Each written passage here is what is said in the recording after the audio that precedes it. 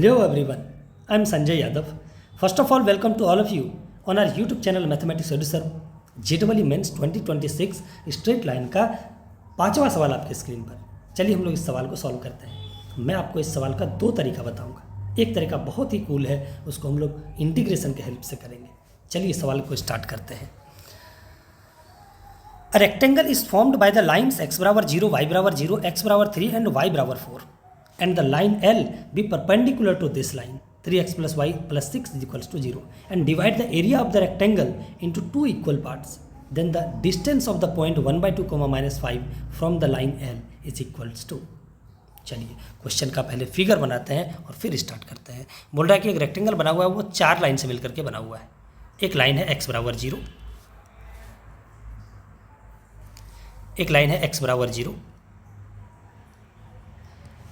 एक लाइन है आपका y बराबर 0, एक है y बराबर 4 और एक है x बराबर 3। ये आपका रेक्टेंगल है नहीं?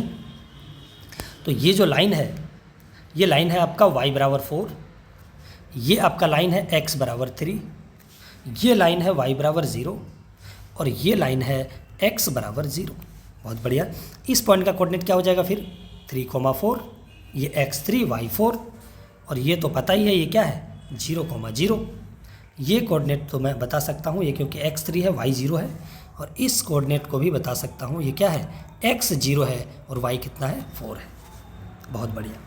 अब स्टार्ट करते हैं क्वेश्चन को। एक बोला है कि एक लाइन L है, जो लाइन L है वो परपेंडिकुलर है किसके? इस लाइन के 3x प्लस y और प्लस 6 इज इक्वल्स टू 0। नहीं तो इसका स्लोप क्या होगा? मैं इसका स्लोप अगर मैं m ले लूँ तो इसका स्लोप कितना हो जाएगा? -3। इसका स्लोप -3 आ गया, तो देयरफॉर स्लोप ऑफ l क्या हो जाएगा? स्लोप ऑफ l जो होगा वो slope of l into m is equals to -1 होगा। This implies slope of line l is equals to कितना हो जाएगा? 1/3। नाउ किसी भी लाइन का स्लोप 1/3 है, तो मैं उस लाइन को कैसे लिख सकता हूँ? Equation of line. Therefore equation of line, मैं ऐसे लाइन का इक्वेशन लिखूंगा जिसमें कम से कम वेरिएबल हो। किस टाइप से मैं लिखूंगा? y बराबर mx प्लस सी टाइप का लिख लेता हूँ मैं। y बराबर mx प्लस सी। इस लाइन में कितना वेरिएबल है?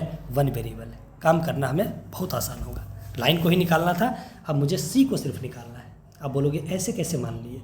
किसी भी लाइन को मैं इसमें कन्वर्ट कर सकता हूँ, तो मैं उस लाइन का इक्वेशन ही इस फॉर्म में लिख लिया। चलिए स्टार्ट करते हैं क्वेश्चन को। अब बोल रहा है कि ये जो लाइन है ना, ये लाइन इसके एरिया को 2 इक्वल पार्ट्स में डिवाइड करता है। 2 इक्वल पार्ट्स में क्या करता है? डिवाइड कर देता है। बहुत बढ़िया, 2 इक्वल पार्ट्स में डिवाइड कर दिया। अब बताइए कि इस लाइन का डिस्टेंस 1/2 -5 से कितना होगा इस लाइन का? तो सबसे पहले इस लाइन को निकालने के लिए मुझे सी चाहिए।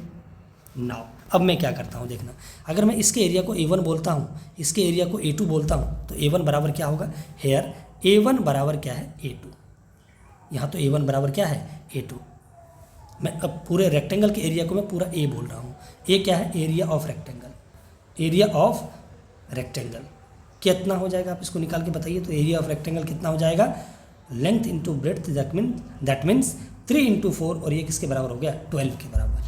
नाउ तो देयरफॉर मैं बोल सकता हूँ कि जो A1 होगा ना 1/2 इंटू A होगा। ये तो बोल ही सकता हूँ मैं, क्योंकि A एरिया को ये लाइन 2 इक्वल पार्ट में बांट रहा था। पूरा का एरिया अगर A है तो A1 कितना होगा? A का आधा होगा।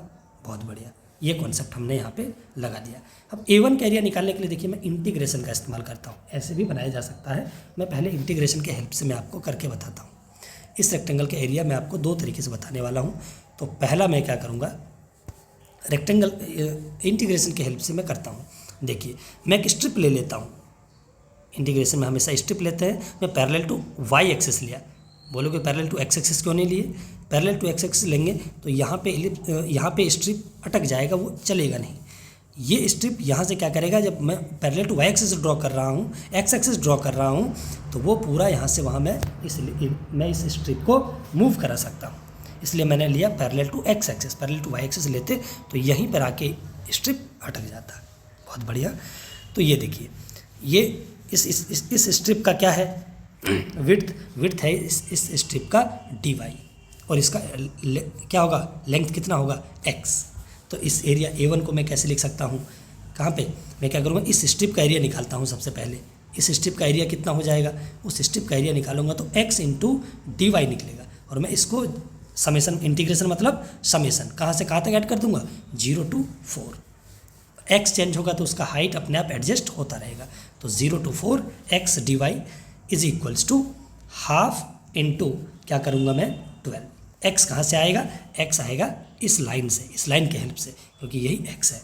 x वहाँ से मैं कितना निकाल लूँगा, यहाँ पे आप देख सकते हैं x की वैल्यू 3y और माइनस कितना हो जाएगा 3c।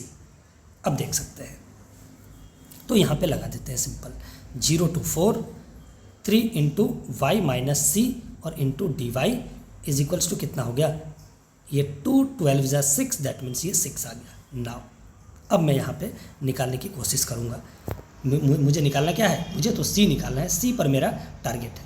इंटीग्रेट कर लेता हूँ इसको, ये कितना होगा y² माइनस सी वाई और 0 to 4 और ये किसके बराबर 6 के बराबर। यहाँ से जब मैं काट दिया तो 3 2 जा 6।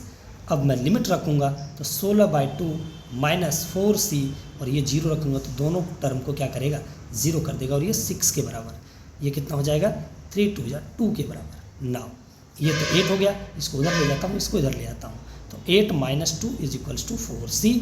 तो मैं c की वैल्यू निकाल लेता हूँ 6/4, दैट मीन्स ये कितना आ गया 3/2। देयरफॉर लाइन कितना आ गया, लाइन L जो हमारे पास आ गया वो आ गया y बराबर 1/3 x और प्लस 3/2। मैं 6 से इसको मल्टीप्लाई कर लेता हूँ दोनों तरफ मैं इसको 6 से मल्टीप्लाई कर लेता हूँ। लाइन थोड़ा सा मैं स्टैंडर्ड फॉर्म में लिख लेता हूँ। ये लाइन क्या आ गया, x, ये हो गया 3y, उधर लेके चला जाता हूँ माइनस 3y, और यहाँ पे जब मैं 6 से मल्टीप्लाई कर रहा हूँ यहाँ पे 2x हो जाएगा।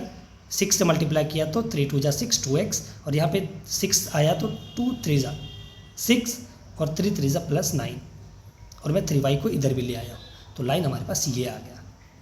अब मुझे इसका परपेंडिकुलर डिस्टेंस निकालना है, किससे, p, डिस्टेंस परपेंडिकुलर निकालना है मुझे किस पॉइंट से, 1/2 -5 से निकालना है। ये हमारे पास लाइन हमारा क्या है, ये वाला है, लगा दीजिए।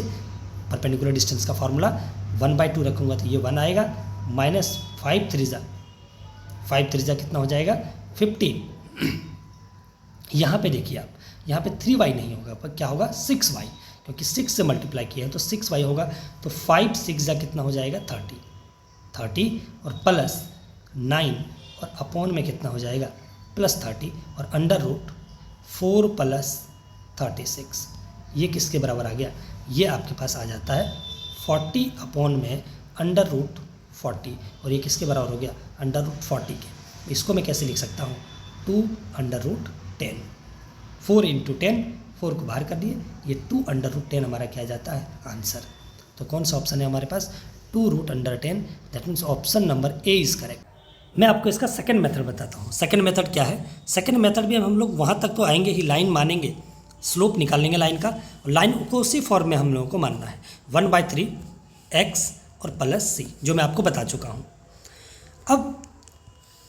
अब यहाँ पे सोचना है, ये लाइन उस रेक्टेंगल के एरिया को 2 इक्वल पार्ट्स में अगर डिवाइड करता है, तो यहाँ पे एक कॉन्सेप्ट ये लगा सकते हैं कि अगर ये लाइन इसको 2 इक्वल पार्ट में डिवाइड कर रहा है, तो ये लाइन पक्का ये रेक्टेंगल के डायगोनल के मिड पॉइंट से तो पास होगा ही होगा, नहीं तभी इस रेक्टेंगल के एरिया को ये लाइन 2 इक्वल पार्ट्स में डिवाइड कर रहा है।